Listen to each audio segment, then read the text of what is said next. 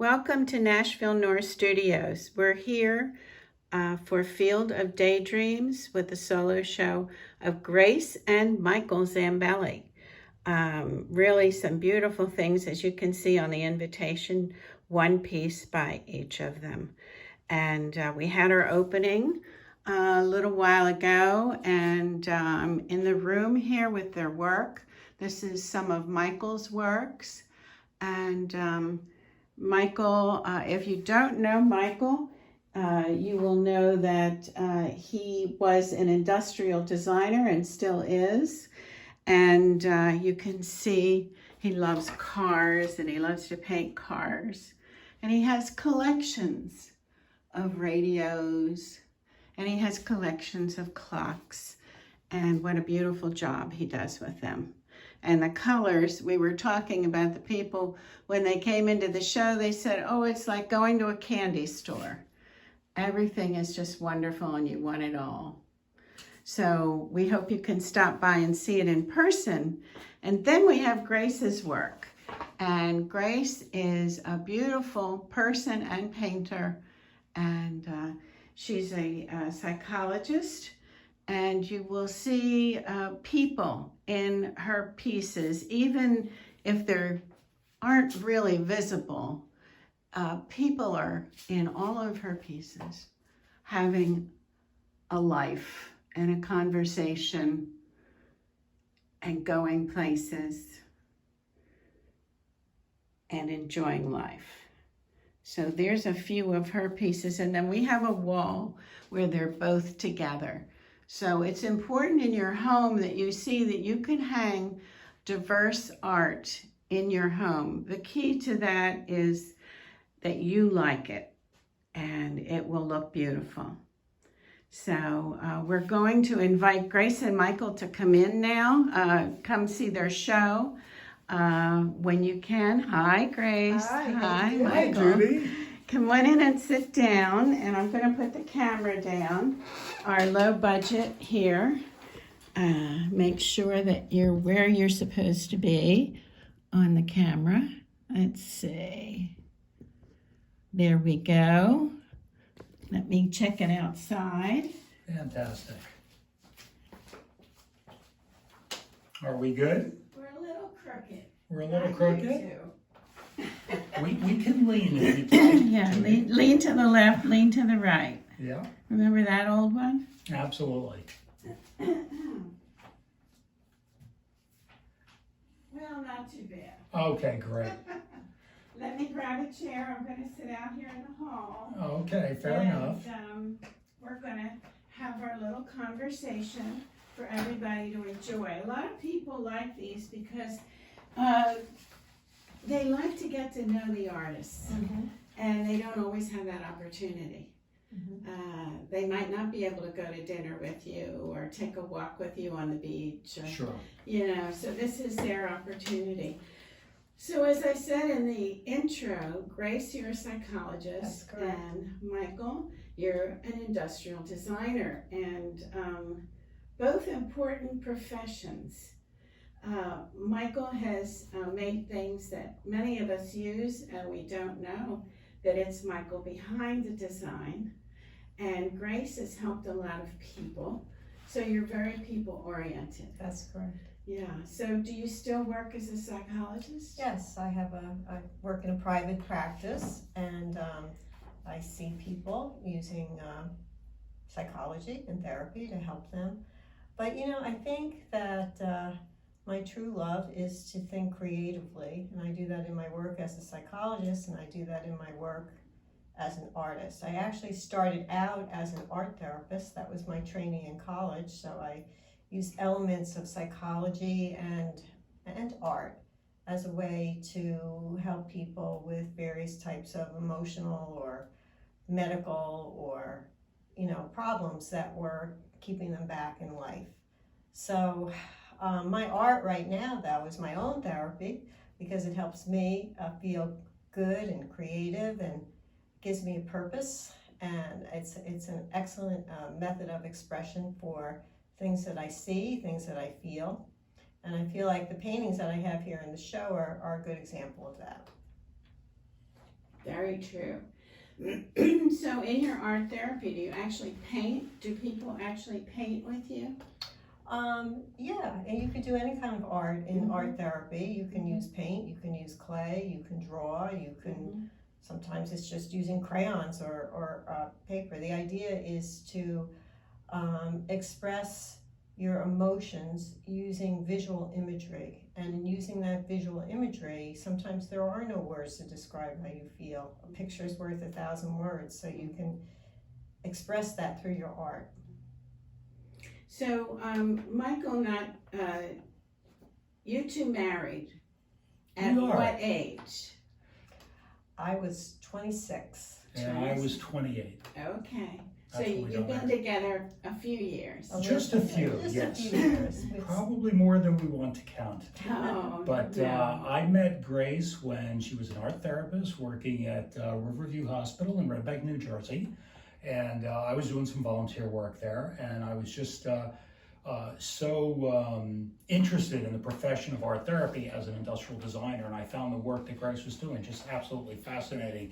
The notion of communicating through images rather than words has always been very appealing to me as a designer. So we became very good friends at the hospital, and we started going to galleries together, and eventually officially started dating. So it was a wonderful experience, and we've grown since then in a lot of ways. Mm-hmm. A good combination. Yes, for sure. Yes, very good. And so in your designs and your collections and your joys, you have shared with us a multitude of radios and clocks and cars. And I think there was even a puppet. Do I remember a puppet? There was a Pinocchio statue, yes. that I've had since my childhood.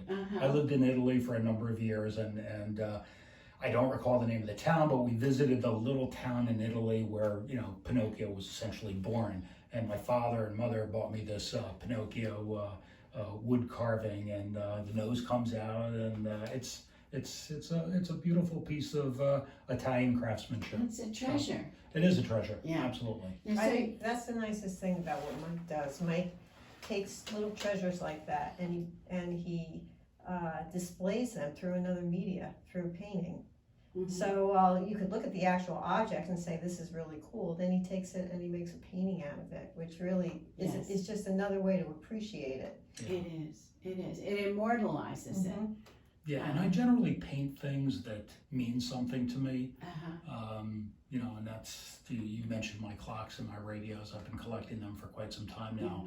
And to me, they represent the work of the early industrial designers and a very unique period in our history of manufacturing and designing. There was a time when you could walk into a store and you would have several dozen choices for a clock, several dozen choices for a radio.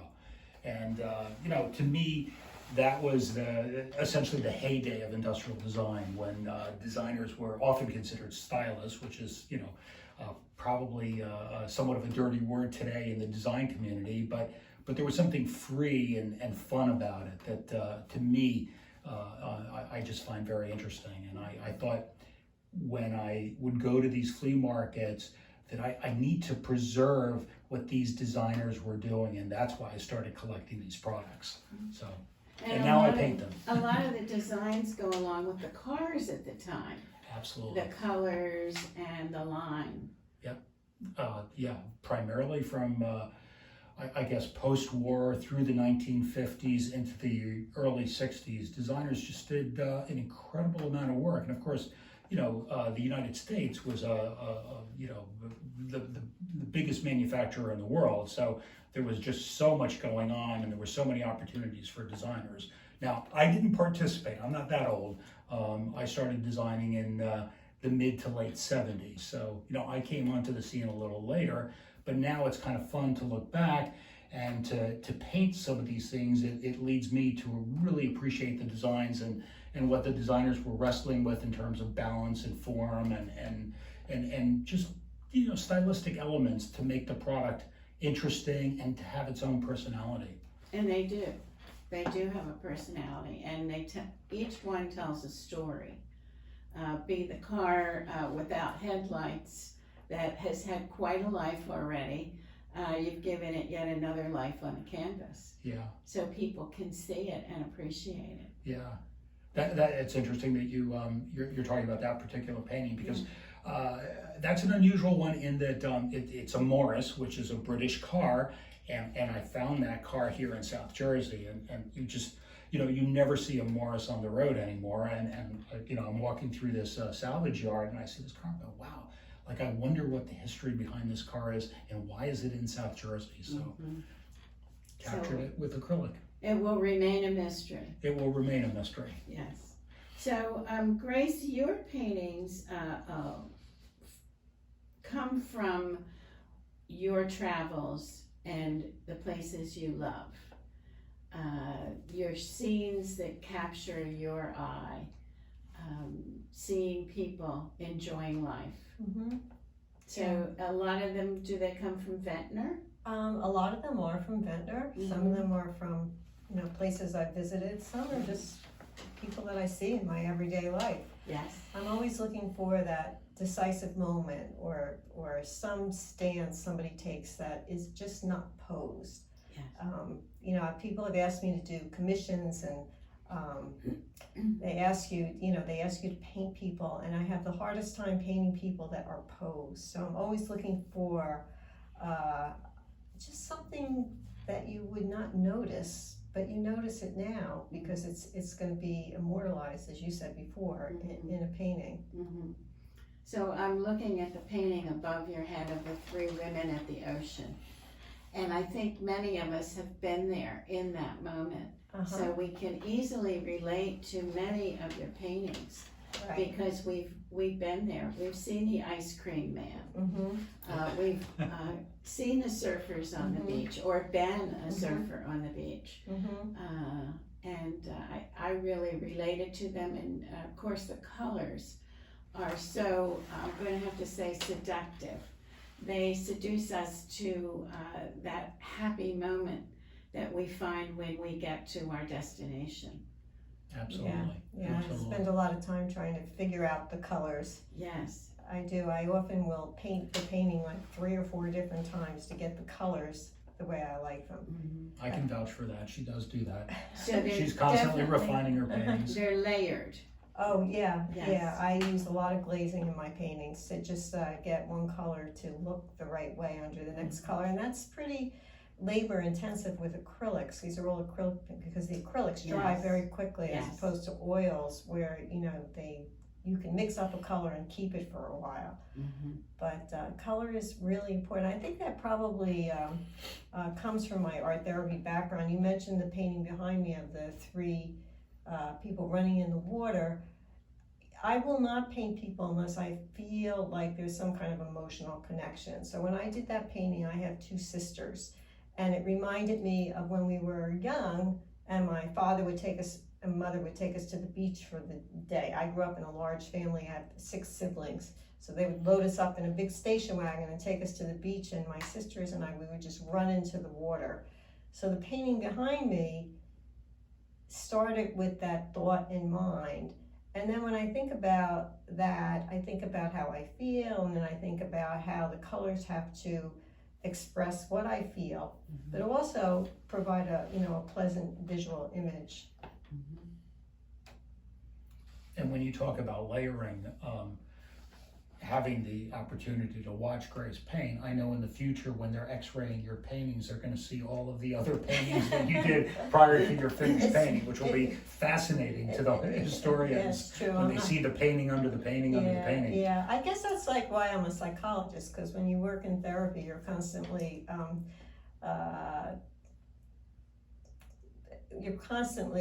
Honing. doing layer work with people, like you're Yeah. constantly helping people to understand their behavior, and that's a long, lengthy process. And I Well, think in the seeing. So in you're the seeing, showing in them the the seeing path. and the doing. Yeah. And I guess my art is kind of like that too. It's like I feel like I follow a path. It doesn't always show me what I want, right?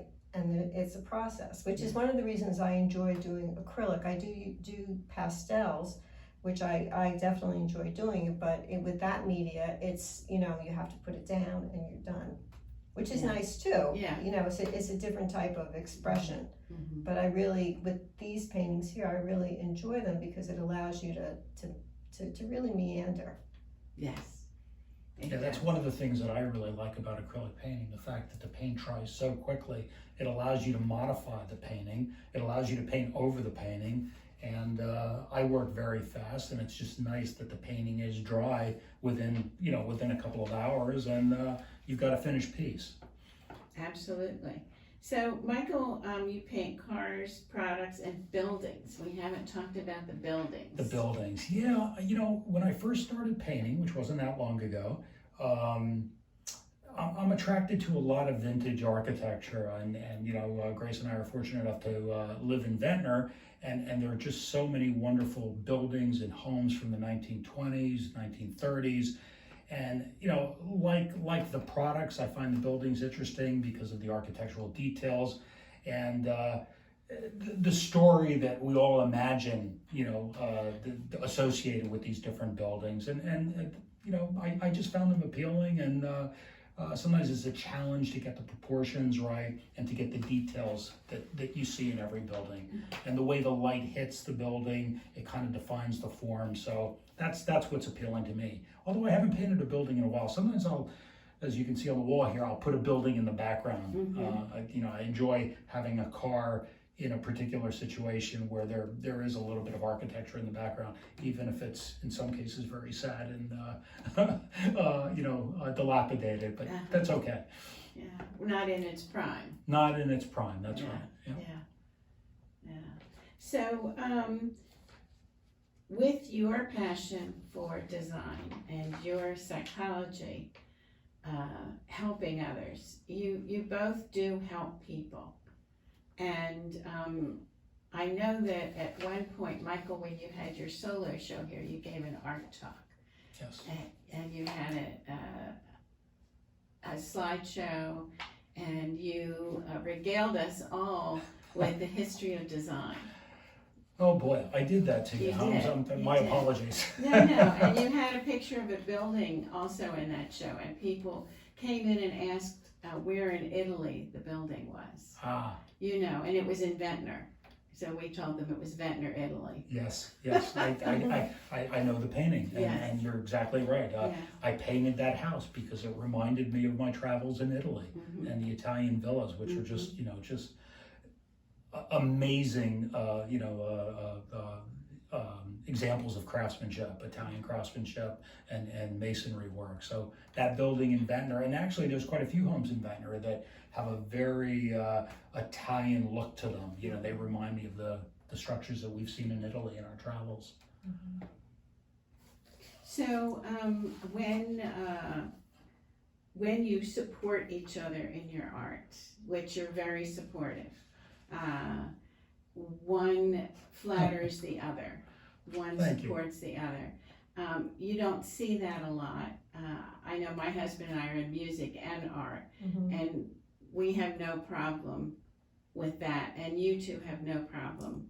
We do not. No, I think it's no competition. I think it's one thing that I'm so grateful for, that we met and that we share this common interest and that we can support each other and lift each other up. It's really a wonderful thing. Yeah, it's funny, Judy, because a number of people have asked us that question, like, you know, do we compete at all? And clearly we don't. I mean, I'm thrilled when Grace wins an award for one of her paintings, and vice versa. And we, you know, we look at each other's work, and we'll give each other critiques in our studio. So.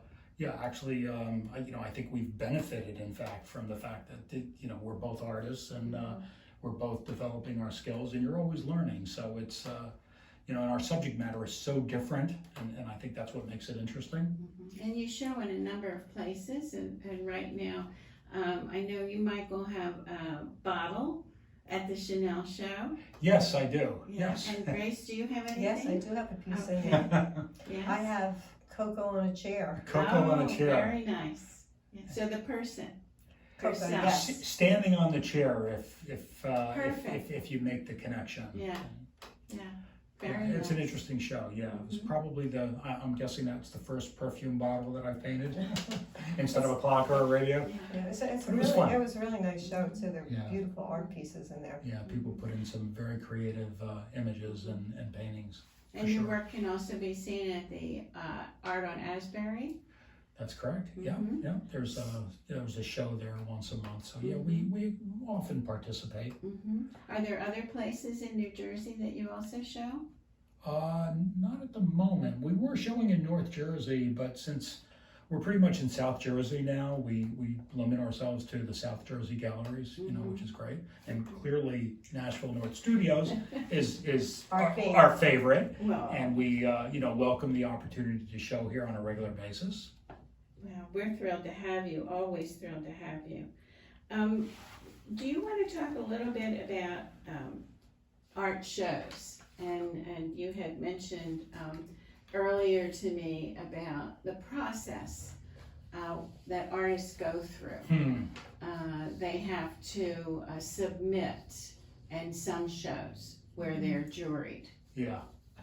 And how does that work out? Well, I am not intimidated by jury shows because I'm not in. My goal in making art is not to win a prize. Yes. My goal in making art is to make it's an experience, the process of doing it and coming out with something that feels good for me. And if it's something somebody else sees as prize-worthy, that's wonderful. But if not, that's That's fine. okay, too. If someone sees it and they can relate to it and they want to buy it, that's wonderful. And if they That's the don't, biggest prize. I that's the think. biggest prize. That's Yeah. that's better than winning. But I don't paint to win something. So entering a juried show is not intimidating because I'm really there to show my art, but not necessarily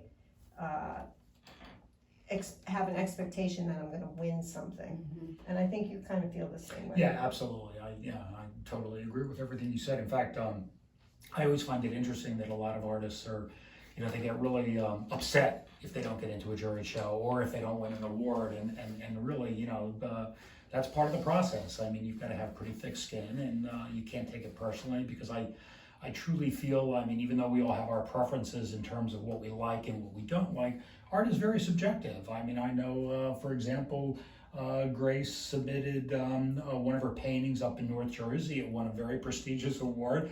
And, shortly thereafter, there was a show that kind of related to her painting. So she resubmitted it down here and it wasn't even accepted in the show. So I think artists have to understand that you're not going to get into every juried show. You're not always going to win a prize.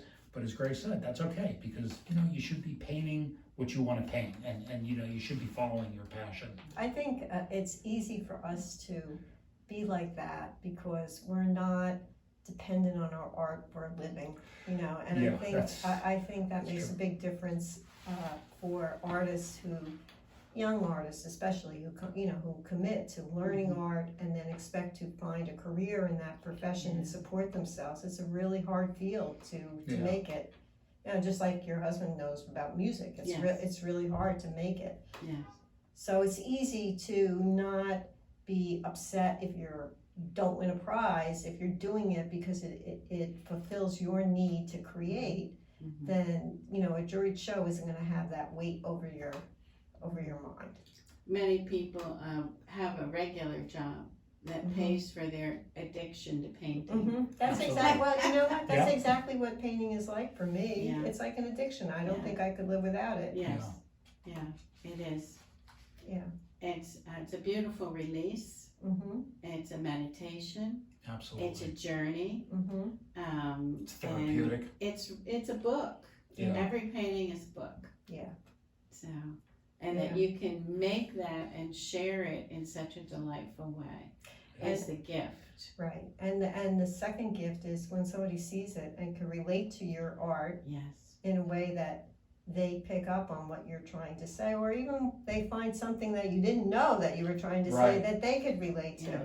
So so it's like you make this expression, but when somebody else can look at it and really feel some kind of connection, that's really a miracle, I think. Yeah, rather than telling them what they're seeing, people need to look at something and find out what they are seeing. Right. Yeah. Right. It might be something totally different. Right. True. So do you have any words of wisdom for people who might think they'd like to dabble in the arts or might want to begin? How do you begin? Well, I'll tell you, I think I know what you're going to say. what you do. I think so. Yeah, go ahead.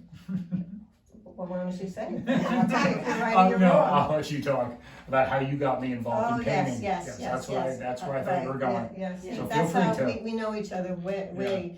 So, as I said, I started out as an art therapist when bachelor's level. I have a doctorate now, but a long time ago when I was right out of college, I took painting to become an art therapist. I took a lot of art classes, and then I went on to become a psychologist, which is the left side of my brain that got educated for a lot of years. When my son went off to college, I hadn't picked up a paintbrush since when I graduated college. And we moved to Ventnor, and we had to fill the walls with some art, and I had always said I wanted to do painting again. So I started to paint, and then I decided that I wanted to take a portrait class. And he's like, why do you want to take a portrait? Because I want to do it. And then he says, well, I don't know if I want you going out, at night to this place by yourself. Yeah. I don't Very know why. protective. I don't know why he would think that, because I work lots of nights by myself. So, all of a sudden, But anyway, so I said, well, why don't you come with me? Oh, I don't want to come with you. Why would I want to paint people? Right. Why would I want to do portraits? Right, because he wants to design clocks. Right. So But anyway. that is a portrait, isn't it? Yes. Yes, it So is. anyway, to make a long story short, he comes reluctantly to this Kicking and screaming to this drawing class, and he didn't know, he had never picked up a paintbrush, other than to do watercolors. Yeah, that was a long time ago. And the portrait class, I think you were doing pastels, weren't you? Or charcoal. I think it was charcoal. Maybe Started out. pastels. Anyway, the great thing was the instructor was really good. Yeah, he was. He made friends with Michael. Yeah. Right, and He encouraged me, encouraged which was very you. nice. And it was a live model, so that was really good. And it took him, I think, like what, four or five things, but then he started getting hooked, Yeah. And Not so much on portraits, but just doing art. Just doing doing- something to satisfy yourself in essence. And I don't know. It was a great experience, and I was insanely jealous that Grace was painting. I said, God, I've always wanted to paint. And she says, well, stop complaining and just pick up the brushes and start painting. And that's essentially what I did. So we started taking workshops together. So, to answer your question, that's what I would encourage artists to do. If you want to paint, by all means, go out and buy some art supplies and pick up a brush and do some painting. Take some workshops. If I could offer any other advice, you want to follow the basic rules that you're going to learn in these workshops or classes.